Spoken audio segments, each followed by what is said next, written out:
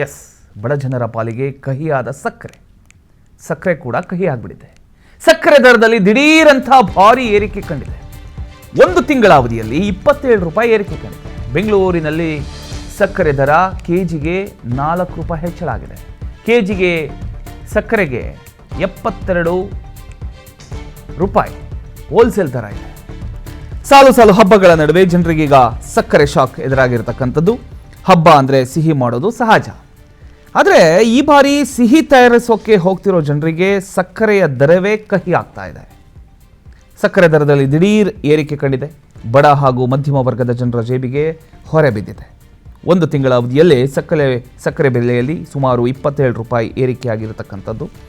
ಬೆಂಗಳೂರಿನಲ್ಲಿ ಕೂಡ ಸಕ್ಕರೆ ದರ ಕೆಜಿಗೆ ಸುಮಾರು 4 ರೂಪಾಯಿ ಹೆಚ್ಚಳಾಗಿದೆ. ಹೋಲ್ಸೇಲ್ ದರ ಕೆಜಿಗೆ 72 ರೂಪಾಯಿ ತಲುಪಿದೆ.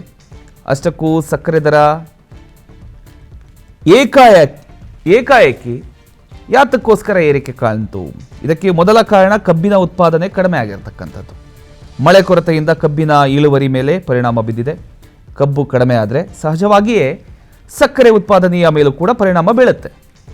ಇದರ ಜೊತೆಗೆ ಮಾರುಕಟ್ಟೆಯಲ್ಲಿ ಸಕ್ಕರೆಯ ದಾಸ್ತಾನು ಕಡಿಮೆ ಆಗಿರತಕ್ಕಂಥದ್ದು ಕೂಡ ಬೆಲೆ ಏರಿಕೆಗೆ ಪ್ರಮುಖ ಕಾರಣ ಅಂತ ಹೇಳಲಾಗ್ತಾ ಇದೆ. ಇನ್ನೊಂದು ಕಡೆ ಕಬ್ಬನ್ನು ಸಕ್ಕರೆ ತಯಾರಿಕೆಗೆ ಮಾತ್ರ ಬಳಸಲಾಗ್ತಾ ಇಲ್ಲ. ಎಥೆನಾಲ್ ಉತ್ಪಾದನೆಗೂ ಕೂಡ ಕಬ್ಬಿನ ಬಳಕೆ ಹೆಚ್ಚಾಗಿದೆ. ಹೀಗಾಗಿ ಸಕ್ಕರೆ ಉತ್ಪಾದನೆಗೆ ಲಭ್ಯ ಆಗ್ತಕ್ಕಂಥ ಕಬ್ಬಿನ ಪ್ರಮಾಣದ ಮೇಲೂ ಕೂಡ ಪರಿಣಾಮ ಬೀರತಕ್ಕಂಥ ಸಾಧ್ಯತೆ ಇದೆ. ಇದೀಗ ಸಾಲು ಹಬ್ಬಗಳು ಬೇರೆ. ವರಮಹಾಲಕ್ಷ್ಮಿ, ಗಣೇಶ ಚತುರ್ಥಿ ಸೇರಿದಂತೆ ಹಬ್ಬಗಳ ಸಂದರ್ಭದಲ್ಲಿ ಸಿಹಿ ತಿಂಡಿ, ಹೋಳಿಗೆ, ಪಾಯಸ, ರವೆ ಉಂಡೆ ಹೀಗೆ ವಿವಿಧ ತಿನಿಸುಗಳಿಗೆ ಸಕ್ಕರೆ ಬೇಕೇ ಬೇಕು. ಏನೇ ಮಾಡೋದಿದ್ರೂ ಕೂಡ ಒಂದು ಕಾಫಿ ಕುಡಿಬೇಕು ಅಂದ್ರೂ ಸಕ್ಕರೆ ಬೇಕೇ ಬೇಕು. ಅಂದರೆ ಬೇಡಿಕೆ ಹೆಚ್ಚಾಗಿದೆ, ಆದರೆ ಪೂರೈಕೆ ನಿರೀಕ್ಷೆಯಷ್ಟು ಇಲ್ಲ. ಹೀಗಾದಾಗ ಮಾರುಕಟ್ಟೆಯಲ್ಲಿ ದರ ಏರಿಕೆಯಾಗಿರತಕ್ಕಂಥದ್ದು ಸಹಜ. ಎಸ್, ಇದರ ಬಗ್ಗೆ ಇನ್ನಷ್ಟು ಡೀಟೇಲ್ಸ್ ಕೊಡ್ತಾರೆ ನಮ್ಮ ಪ್ರತಿನಿಧಿ ಹನುಮಂತರಾಜು. ಈಗ ಲೈವಲ್ಲಿ ಜಾಯ್ನ್ ಆಗಿದ್ದಾರೆ. ಎಸ್ ಹನುಮಂತರಾಜು, ಈಗ ಹಬ್ಬ ಸಾಲು ಹಬ್ಬಗಳು ಬರ್ತಾ ಇದೆ. ಅಂದರೆ ವರಮಹಾಲಕ್ಷ್ಮಿ ಮುಗೀತು, ಈಗ ಗಣೇಶ ಚತುರ್ಥಿ ಇದೆ. ಎಲ್ಲ ವಿಚಾರಕ್ಕೂ ಕೂಡ ಸಿಹಿ ಮಾಡೋದಕ್ಕೆ ಸಕ್ಕರೆ ಬೇಕು. ಆದರೆ ಸಕ್ಕರೆ ರೇಟು ದಿಢೀರಂತ ಜಾಸ್ತಿ ಆಗಿರೋದು ಯಾತಕ್ಕೋಸ್ಕರ? ಇದ್ರ ಬಗ್ಗೆ ಇನ್ನಷ್ಟು ಡೀಟೇಲ್ಸ್ ಕೊಡೋದಾದರೆ ಹನುಮಂತರಾಜು. ಪ್ರಮೋದ್, ಈಗ ಸಕ್ಕರೆ ಏನಿದೆ ಗ್ರಾಹಕರಿಗೆ ಅದು ಕಹಿಯಾಗಿ ಪರಿಣಮಿಸ್ತಿದೆ. ಈಗಾಗಲೇ ಏನು ಸಾಲು ಹಬ್ಬಗಳು ಕೂಡ ಬರ್ತಾ ಇರೋದ್ರಿಂದ ಸಿಹಿ ತಿನಿಸುಗಳು ಮಾಡಬೇಕು. ಈ ಹಿನ್ನೆಲೆಯಲ್ಲಿ ಸಕ್ಕರೆ ಅಥವಾ ಬೆಲ್ಲ ನಾವು ಖರೀದಿ ಮಾಡಬೇಕು ಅಂತ ಹೋದರೆ ದರ ಏರಿಕೆಯಾಗಿ ಗ್ರಾಹಕರಿಗೂ ಕೂಡ ಬಿಸಿ ಮುಟ್ಟಿಸ್ತಿದೆ. ಎಲ್ಲೊಂದು ಕಡೆ ಕಳೆದ 5 ದಿನಗಳ ಹಿಂದೆ 62 ರೂಪಾಯಿ ಇದ್ದಂಥ ಸಕ್ಕರೆ ಏನಿದೆ ಇದೀಗ ಏನು ಪ್ರಸ್ತುತವಾಗಿ ಸಗಟು ವ್ಯಾಪಾರದಲ್ಲಿ 74 ರೂಪಾಯಿಗೆ ಜಿಗಿತ ಆಗಿರೋದು ಗ್ರಾಹಕರಿಗೂ ಕೂಡ ತಲೆ ಬಿಸಿ ಆಗಿದೆ.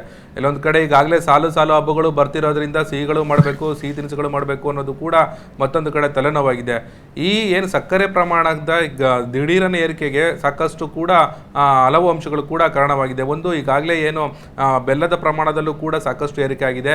ಈಗಾಗಲೇ ಏನು ಸಾಮಾನ್ಯವಾಗಿ 4500ರಿಂದ 4700ವರೆಗೂ ಪ್ರತಿ ಕ್ವಿಂಟಲ್ಗೆ ಬೆಲ್ಲ ಇರ್ತಿತ್ತು. ಇದೀಗ ದಿಢೀರವಾಗಿ 6000ದಿಂದ 6500ಕ್ಕೂ ಏರಿಕೆ ಆಗಿರೋದು ಕೂಡ ಎಲ್ಲ ಒಂದು ಕಡೆ ಸಕ್ಕರೆ ಉತ್ಪಾದನೆ ಜೊತೆಗೆ ಬೆಲ್ಲ ಉತ್ಪಾದನೆ ಏನಿದೆ, ಈ ಬೆಲ್ಲದ ಉತ್ಪಾದನೆಗೆ ಸಾಕಷ್ಟು ಕಚ್ಚಾ ವಸ್ತುಗಳು ಕೂಡ ಏನು ಕೊರತೆ ಕೂಡ ಉಂಟಾಗಿದೆ. ಜೊತೆಗೆ ಅಲ್ಲಿ ನಿರ್ವಹಿಸತಕ್ಕಂಥ ಕೂಲಿ ಕೂಡ ಏನು ಮಾಡ್ತಕ್ಕಂಥ ಕೂಲಿಯವರು ಕೂಡ ಎಲ್ಲ ಒಂದು ಕಡೆ ಕೊರತೆ ಇರೋದ್ರಿಂದ ಈ ಎಲ್ಲ ಕೊರತೆಯಿಂದಾಗಿ ಉತ್ಪಾದನೆ ಕೂಡ ಕಡಿಮೆ ಆಗ್ತಿದೆ.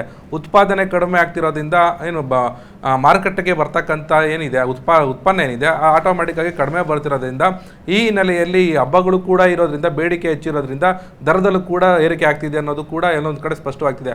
ಮತ್ತೊಂದು ಕಡೆ ಏನಾಗ್ತಿದೆ, ಈ ಏನು ಸಕ್ಕರೆ ಇದನ್ನು ಈಗಾಗಲೇ ಎಥೆನಾಲ್ಗೆ E20ಗೆ ಬಳಕೆ ಮಾಡಲಾಗ್ತಿದೆ ಅಂತ ಕೂಡ ಆರೋಪ ಕೂಡ ಬರ್ತಿತ್ತು. ಈ ಹಿನ್ನೆಲೆಯಲ್ಲಿ ಏನು ಕೇಂದ್ರ ಸಚಿವಾಲಯ ಕೂಡ ಸ್ಪಷ್ಟನೆ ನೀಡಿದೆ, ಯಾವುದೇ ಕಾರಣಕ್ಕೂ ನಾವು ಏನು ಎಂದಿನಂತೆ ನಾವು ಏನು ಬಳಕೆ ಮಾಡ್ತಿದ್ವಿ ಎಥೆನಾಲ್ಗೆ, ಆ ಹಿನ್ನೆಲೆಯಲ್ಲಿ ಇದು ಯಾವುದೇ ರೀತಿಯಾಗಿ ಏರಿಕೆ ಆಗಿಲ್ಲ. ಈ ಹಿಂದೆ ಕೂಡ ಇದೇ ಪ್ರಮಾಣದಲ್ಲಿ ಕೂಡ ನಾವು ಬಳಕೆ ಮಾಡ್ತಿದ್ವಿ ಹೊರತಾಗಿ ಯಾವುದೇ ಕಾರಣಕ್ಕಾಗಿ ನಮ್ಮಿಂದ ಈ ಇಥೆನಾಲಿಂದ ಸಕ್ಕರೆ ಪ್ರಮಾಣದಲ್ಲಿ ಏರಿಕೆ ಕಂಡ ಇಲ್ಲ ಅಂತ ಹೇಳಿ ಈಗಾಗ ಸಚಿವಾಲಯ ಕೂಡ ಸ್ಪಷ್ಟನೆ ಕೊಟ್ಟಿದೆ. ಒಂದಂತೂ ನಿಜ ಪ್ರಮೋದ್, ಈಗಾಗಲೇ ಏನು ಸಾಲು ಹಬ್ಬಗಳು ಬರ್ತಿರೋದ್ರಿಂದ ಗ್ರಾಹಕರಿಗೆ ಸಕ್ಕರೆ ಅನಿವಾರ್ಯವಾಗಿದೆ. ಅಂದರೆ ಸಿಹಿ ತಿನಿಸುಗಳು ಮಾಡೋದಕ್ಕೆ ಅನಿವಾರ್ಯ ಇರೋದ್ರಿಂದ ಸಕ್ಕರೆಯನ್ನು ಕೊಂಡುಕೊಳ್ಳಲೇಬೇಕು. ಈ ನಿಟ್ಟಿನಲ್ಲಿ ಗ್ರಾಹಕರಿಗೆ ಅಂತೂ ಬಿಸಿ ಅಂತೂ ಮುಟ್ಟಿಸ್ತಿದೆ ಸಕ್ಕರೆ. ಪ್ರಮೋದ್, ಥ್ಯಾಂಕ್ ಯು ನಿಮ್ಮ ಮಾಹಿತಿಗಾಗಿ ಹನುಮಂತರಾಜು.